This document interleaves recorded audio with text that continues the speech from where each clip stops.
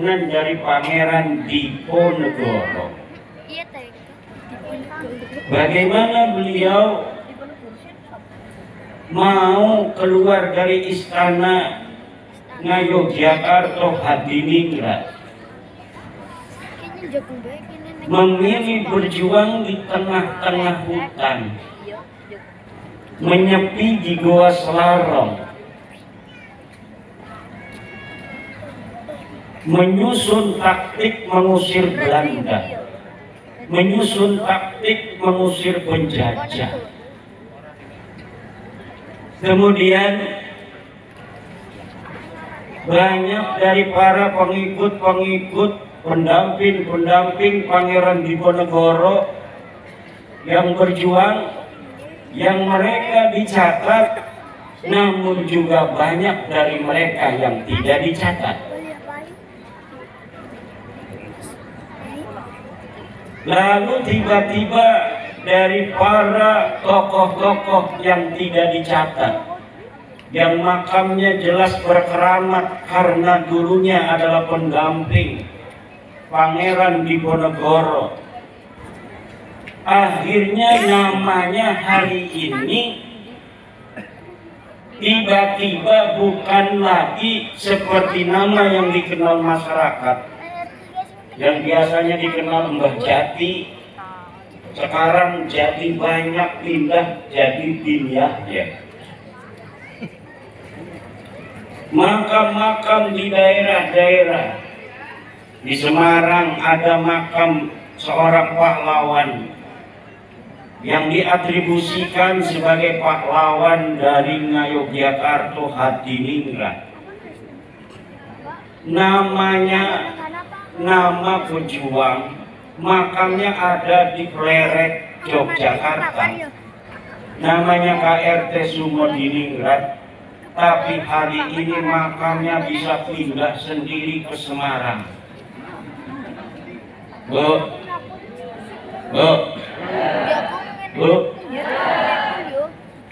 dengerin nggak? Ada makam pindah sendiri dari Jogja ke Semarang. Kedengaran? Kenapa dia sebagai pejuang Yogyakarta mati di Yogyakarta, dimakamkan di Yogyakarta, hari ini makamnya pindah dewek Melakuning Semarang? Iki min ajaibid dunya, sebagian dari keajaiban-keajaiban dunia. Ternyata ada upaya orang-orang yang leluhurnya tidak mempunyai sejarah, kemudian dia merampas kesejarahan orang lain. KRT Sumodiningrat yang asli pakai sod sebagai putra Yogyakarta Hadiningrat, hari ini namanya menjadi Hasan bin Toha bin Yahya. Ini bukan hoak. Silahkan buka di Google KRT Sumodiningrat Hasan bin Toha bin Yahya, maka di Wikipedia sudah pindah makamnya bukan lagi di Pleret Yogyakarta, tetapi di Semarang. Yang dia orang asli Jogja, kemudian sekarang jadi pindah jadi orang Yaman.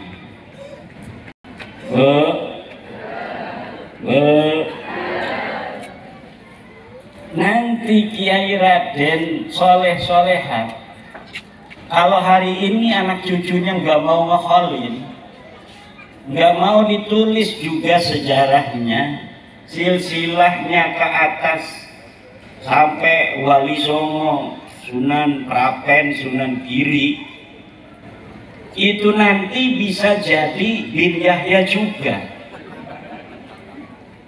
Apalagi kalau anaknya sudah jadi Wahabi, nggak mau ziarah, anaknya sudah nggak mau ziarah kuburan orang tuanya, kuburan kakeknya nggak pernah ditongok-tongok. itu akhirnya bisa ada yang mengklaim karena orang soleh, kata sebagian ulama, di makamnya itu akan ada malaikat-malaikat yang mengamini doa-doa orang yang mendoakan daripada orang soleh yang ada di dalam kuburan itu. Setelah dia mendoakan si sahibul qabri, kemudian dia mendoakan dirinya kepada Allah, maka doanya akan diterima dan dikabulkan oleh Allah Subhanahu wa Ta'ala. Orang NU suka ziarah, betul? Orang NU suka, cuma suka ziarahnya ya ziarah saja. Kiai-kiai kita ziarah sama santri ke Sunan Kalijogo, ya ziarah, hadarat, baca Fatihah, baca Alif Lam Mim, baca ayat kursi, berdoa, pulang. Betul? Makamnya para wali tidak pernah dijadikan pusat kegiatan. Berbeda zaman sekarang, orang-orang Yaman yang ada di Indonesia dari marga Baklawi, kita lihat kalau ngakol itu makamnya dihias-hias begitu cantik, nisannya itu nggak kelihatan karena dihias oleh kembang-kembang, kuburannya dihias kembang-kembang, kemudian jadi pusat kegiatan haul. Nah, orang NU kalau haul ya di rumah, di pondoknya, bukan di makamnya. Betul? Ini haul, haulnya ya di rumah, haulnya di lingkungan kita. Gak ada orang NU haulnya di makam. Nanti yang hadir pocong kuntilanak. Nah, inilah bedanya tradisi kita ahli sunnah wal jamaah an-nahdliyah, Nahdlatul Ulama, dengan tradisi Baklawi. Beda, walaupun suka sama-sama ziarah, kita tidak mengagungkan kuburan. Kita bukan muadzimul qabri wa abidil qabri. Kiai-kiai jarah di Sunan Gunung Jati ya jarah saja. Ada bicara nyium-nyium batu nisan kayak nyium istri. Gak ada. Betul apa tidak? Dan ini yang harus dijaga. Kenapa? Walau kita ini adalah orang yang suka ziarah, tapi kita bukan orang yang mengagungkan kuburan. Yang diagungkan oleh kita adalah Allah Subhanahu wa Ta'ala. Jangan sampai kuburan menjadi pusat kegiatan, karena lama-lama kita akan nampak seperti orang yang menyembah kuburan.